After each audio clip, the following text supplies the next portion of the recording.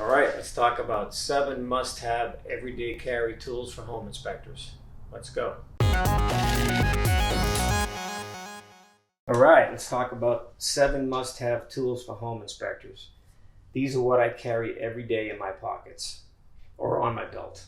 I want to start off with this Stinger flashlight from Streamlight. This here is a great flashlight. I've had it for several years now. This is my main tool that I need every day. This thing is great. It's very bright. The charge holds for quite some time during my home inspections, and I highly recommend this to everybody.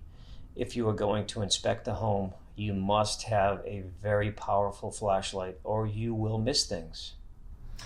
This is my second one, I'll be honest. I accidentally let this roll into a puddle of water at work one day when it was raining out, and it did not work after that. So don't get it wet.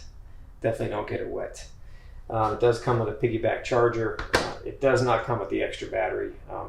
I had that from the old flashlight, so that's why I have 2 here.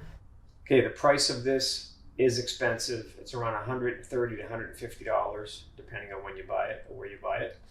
So it is pricey, but I think it's a tool you really need if you want to be a thorough home inspector. If you just want to walk in the house and walk through and say, oh, everything's great, don't worry about buying this expensive light. Just buy a cheap one at the 7-Eleven or something.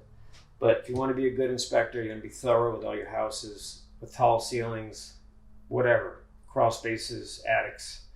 You need something very powerful that's going to last you throughout the day. I can get at least 2 houses done on one charge. And I mean like 2,000, 2,500 square foot houses. That's a good size house. You know, each house takes about 2.5 hours. So about 5 hours worth of light there. To me, that's worth buying. Next up, the Flow Doctor water pressure gauge is very, very important for any home inspector, because I want to know what the pressure is in the house before I go in the house. Checking this outside tells me if I'm going to already expect to see water leaks, running toilets, leaking faucets, possible pipe leaks. Looking extra hard for moisture stains around the house, because chances are if the water pressure is over 120 to 160, you probably already have a leak in progress or some kind of a defect caused by that excessive pressure. Then we have my Husky utility knife. This you got to have too. A lot of times homeowners and remodelers, they like to paint their electrical panel onto the wall. You unscrew the panel, and if you pull it off, you wind up tearing the paint or the drywall paper all the way around the box, and people are not happy with you when you do that. So I don't recommend you tearing people's walls apart, because once again, it's not your house, it's not your buyer's house. So I just open this up with my nice sharp blade, and I do some surgery by cutting around the box edges to break that bond between the paint and the panel. Very handy to have. And if you've ever taken off an old electrical cover on an old house, you know what I'm talking about. So here's another must-have for home inspectors, and that's the Fluke non-contact voltage tester. This is also known as a sniffer. So if I see any electrical wiring that might be exposed, I can turn this on and then apply it to the wire. It'll let me know if there's any current running through that wire.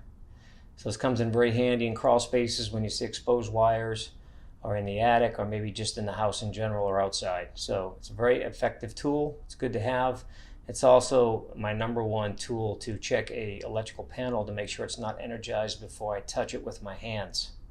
Okay, what we have here is another must-have for home inspectors. This is a 6-in-1 screwdriver / nut driver. Comes apart like this. It's got tips here. Pull these tips out. It's got a Phillips head and a regular tip on one end. Then if you go to the other end, it's got a bigger version of the regular screwdriver tip and the Phillips head, and nut drivers on both ends. This is a throwaway tool. You're gonna lose it. You're gonna lose 100 of these. So don't spend a lot of money on these. It's only like $10 for this. Right here we got another must-have tool for a home inspector, the Ideal GFCI tester. This is the heavy-duty version. The reason why I choose this is because I use this multiple times a day. I've broken many. I've used cheap ones in the past, I've actually had to refund a customer money before because I told him he had 2 bad GFCIs when actually they were okay. It was my tester that was bad because I used the cheap one. So I learned my lesson. Buy nice or buy twice. Okay, here we have the UEI infrared thermometer. I use this for checking temperatures at heating and cooling registers and at faucets if I feel the hot water is way too hot. Extensive hot water at a faucet can burn a small child or an elderly person, so you want to make sure that that water temperature is not much over 120 degrees.